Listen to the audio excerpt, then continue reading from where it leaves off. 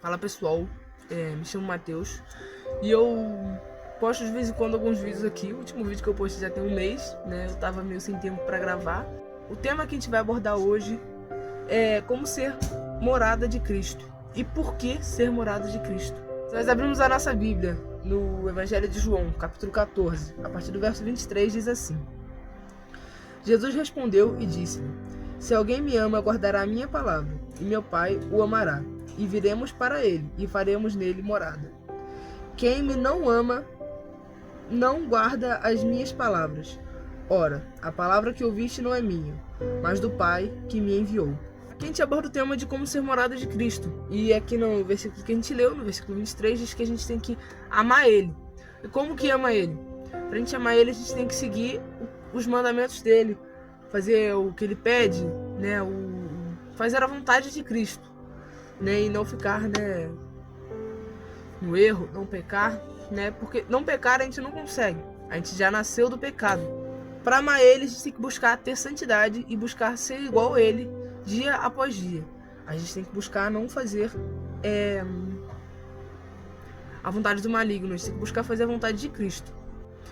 Então, se nós abrirmos aqui em 2 Coríntios, capítulo 3, a partir do verso 17, diz assim: Ora, o Senhor é Espírito, e onde está o Espírito do Senhor, aí há liberdade. Mas todos nós, com cara descoberta, refletindo como um espelho a glória do Senhor, somos transformados de glória em glória, na mesma imagem, como pelo Espírito Santo, pelo Espírito do Senhor. Aqui a gente pode perceber que a gente é transformado quando o Espírito Santo faz morada na gente. Onde o Espírito de Deus está, há liberdade. Então, para nós sermos livres, nós fazemos termos a nossa liberdade, a gente tem que ter o Espírito Santo em nós. E para nós sermos transformados, como diz no verso 18, ele também tem que estar em nós. Então, isso é algo que é muito bom, é um privilégio para nós, que se escolhermos seguir a Cristo, nós vamos ter. E outro tema que eu queria abordar é o fortalecimento, que se encontra em Filipenses, capítulo 4, verso 13, que diz assim: Posso todas as coisas naquele que me fortalece. Se nós estivermos naquele que nos fortalece, tudo nós podemos. Eu não vou me lembrar agora o versículo exato, mas lá em Mateus diz que com o poder da oração nós podemos mover os montes. E nossa, você pode pensar que é em forma simbólica, mas não. Com o poder da oração a gente pode mover montes, a gente pode fazer grandes coisas no nome de Jesus Cristo. Então, se Ele estiver conosco, muita coisa nós podemos fazer. Então, nós vamos ser fortalecidos, vamos ter um poder, né? De acordo com o que a Bíblia diz. Se Ele está em nós, nós podemos tudo. A outra parte que eu queria abordar, e agora eu acho que é a parte uma das mais importantes, é o testemunho. Nós, quando cristãos, nós temos que ter um testemunho quando nós vamos em cima do altar e pregar o Evangelho. A gente não pode estar em cima do altar pregando o Evangelho se quando a gente está fora da igreja, a gente está no mundo, a gente está lá falando palavrão, a gente está lá bebendo, a gente está lá adulterando, a gente está lá matando, a gente está lá roubando. Não vai ter credibilidade na nossa fala, então nós não vamos ter testemunho de cristão.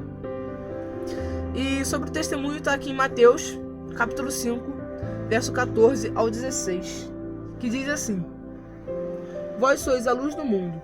Não se pode esconder uma cidade edificada sobre um monte, nem se acende a candeia e se coloca debaixo do alqueire, mas no velador, e dá luz a todos que estão na casa.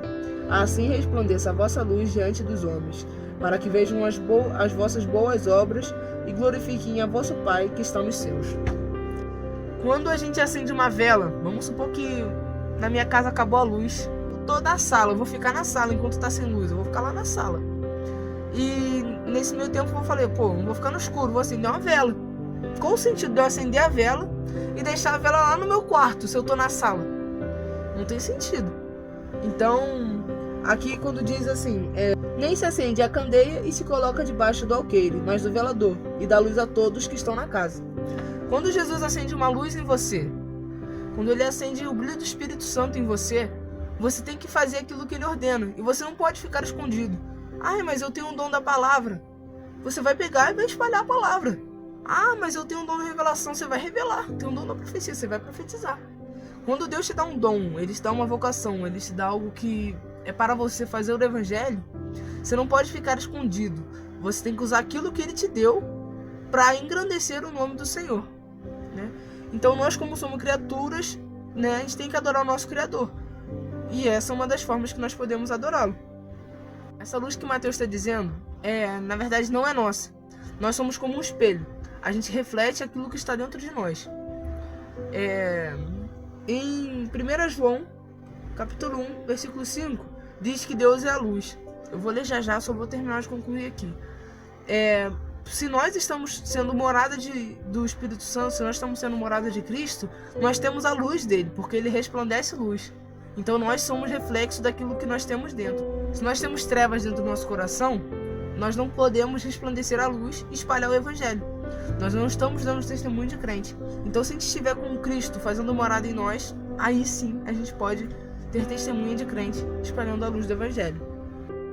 Aí você pensa, aonde que na Bíblia diz que nós temos que ter bons testemunhos? Então, primeiro eu vou ler aqui 1 João 1,5, onde diz que Deus é a luz, né? E eu gosto de basear tudo que eu falo na Bíblia para não ter erro. E aqui diz assim: e esta é a mensagem que dele ouvimos e vos anunciamos, que Deus é luz e não há nele trevas nenhumas. Se Deus é luz e nele não há trevas, se tem treva na gente, a gente não está com Deus. Se a gente não está com Deus, a gente não está dando testemunho de crente. Agora eu vou entrar na parte que diz que nós temos que dar testemunho de crente. E aí a gente já vai abrir em Filipenses, capítulo 2, versículo 15, que diz assim: para que sejais irrepreensíveis e sinceros, filhos de Deus, inculpáveis no meio de uma geração corrompida e perversa, entre a qual resplandeceis como astros no mundo. A minha tradução está como astros no mundo, mas em algumas traduções aí pode estar como luz no mundo. Se nós somos luz no mundo, refletindo aquilo que Deus está em nós, refletindo a luz de Deus, nós vamos ser a luz no mundo. E aqui a gente diz para ter bom testemunho, porque nós temos que ser luz no meio dessa geração corrompida por trevas, por essa geração que não está em Cristo. E outra parte aqui que a gente pode ver que diz para a gente ter bom testemunho é em 1 Timóteo 3,7, que diz assim: convém também que tenha bom testemunho do que estão de fora, para que não caia em afronta e no laço do diabo. Aqui diz para a gente ter bom testemunho, não só para engrandecer o nome do Senhor e para salvar as pessoas que estão do lado de fora e ter autoridade na palavra, porque não vai ter autoridade nenhuma se você dentro da igreja é uma coisa e fora é outra, mas também diz pra gente não cair no laço do diabo. Então se dizer cristão e não ter bom testemunho pode acabar trazendo coisas ruins para sua vida. Então nós temos que exortar muito isso. E agora, por último aqui, tem Mateus capítulo 5, versículo 16. Mateus capítulo 5, versículo 16 diz assim: assim resplandeça a vossa luz diante dos homens, para que vejam as vossas boas obras e glorifiquem a vosso Pai que está nos céus. E agora a pergunta que eu deixo para você aqui agora no final desse vídeo: qual o seu testemunho que você tem dado ultimamente? Que testemunho você tem dado? Você tem dado testemunho de cristão? Fora da igreja? Muitas das vezes quando a gente está dentro da igreja a gente pensa, não, um lugar santo. Mas na Bíblia também diz, eu não vou lembrar o versículo exato, eu vou procurar deixar na descrição do vídeo o versículo certo, que nós somos templo do Espírito Santo. Não posso estar na igreja pequena, que é templo. Aí você sai, e aí quando você sai, você chega em casa sozinho no seu quarto, aí você começa a se masturbar. Aí você pensa, não, é porque aqui eu não tô na igreja, eu posso pegar, que não sei o que. Você também é templo do Espírito Santo. Era pra ser. Fazendo isso você não é, porque um Deus não pode habitar num templo sujo. Qual o seu testemunho que você tem dado fora da igreja? Você tá na escola, aí estão debatendo sobre coisas lá, e você pega e fala, não, é que eu sou crente. Aí o pessoal começa a te olhar com uma cara estranha e fala assim, tu é crente? Tu é crente? Como é que tu é crente, rapaz? Tu só faz merda. Tu tá sempre na bagunça, tá sempre bebendo, tá sempre falando palavrão, tá sempre fazendo merda. Como é que tu é crente? Isso não é identidade de crente. A gente deve lembrar de Sadraque, Mesaque e Abednego. Quando Nabucodonosor se opôs contra eles e falou assim, adorem a minha imagem, eu sou o Deus de vocês. Eles manteram a identidade de crente. Eles manteram seguindo firme e falaram assim, não, eu sirvo o Deus de Israel. E aí eles falaram assim, não, vou lançar vocês na fornalha de fogo. E lançou na fornalha de fogo. Mas vocês acham que queimou? Não queima. Quem tá com Cristo não pode tocar. Não pode tocar. Aí você pensa, mas tocaram na vida de Jó. E eu vou puxar um outro assunto aqui. Jó, o Satanás pegou e falou com Deus assim, ó: se tu gosta tanto dele é porque ele tem tudo. Deixa eu tirar as coisas dele. Deixa eu tocar na vida dele. Aí Deus falou assim, ó: não, na vida dele tu não toca, mas tu pode tocar em tudo que tá em volta dele. Tudo isso você pode tirar. Assim fez Satanás e Jó se manteve firme. Agora a gente vai puxar com Satanás falando pra Jesus pra ele tocar em Pedro, nas coisas em volta de Pedro, pra ele ficar cercando Pedro. O que Jesus vai falar? Não, Pedro tu não toca. Nas coisas de Pedro tu não toca. Por quê? Porque ele conhecia o íntimo de Pedro, ele conhecia o íntimo de Jó. Ele sabia que Jó aguentaria e se manteria firme. Mas Pedro, ele já sabia que Pedro não ia aguentar. Ele já sabia que Pedro ia cair. Então Deus conhece o nosso íntimo. Ele conhece o nosso íntimo. Ele nunca vai dar nada que a gente não possa passar. Por mais que tá difícil, não vai ser fácil, vai ser difícil mesmo. Mas a gente vai conseguir superar isso. É isso que eu queria deixar para essa noite. Peço que os irmãos meditem nisso. Qual sua identidade que você tem mostrado fora da igreja?